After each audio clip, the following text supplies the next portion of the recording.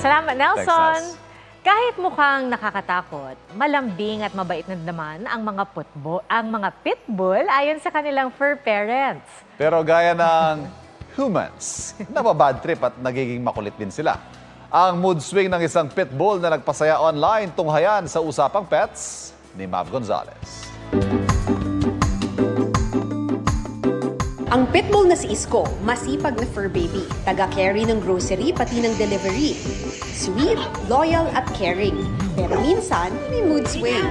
Kahit sinong mabait, lalabas ang pangil. Kapag may nag-aaway at makukulit, siya ay magagalit. Tulad na lang lately, ang kanyang fur parents ay fighting sa pag-inflate ng balloons na tingin niya ay small thing. Imbes raw tumahimik, naghampasan ng lobo ang humans. Kaya si Isko na nagpapahinga, parang lalong na bad trip.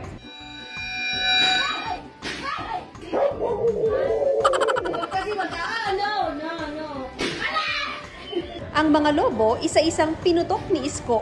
With his mighty paw, walang natira kahit isa sa floor. Ang kanyang fur mom na si Richie, napasalampak sa paghagikik. She can't do anything dahil si Isko gumawa ng scene. Sa kanyang kapatid, siya daw ay nagpapatulong noon kung sino ang magbomba ng lobo para sa 4th birthday ni Isko. Ayaw raw ng kanilang fur baby sa maingay at nag-aaway. Love, love, love lang daw and no to bardagulan.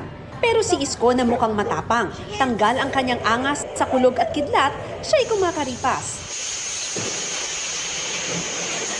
Ang kanyang birthday celebration natuloy naman matapos ang commotion. At sa balloons, siya ay totally naka-move on. Para sa GMA Integrated News, Mav Gonzalez, nakatutok, 24 oras. Mga kapuso, patuloy na tumutok sa mga balita. Mag-subscribe sa GMA Integrated News sa YouTube. Sa mga kapuso abroad, samahan niyo kami sa GMA Pinoy TV at www.gmanews.tv.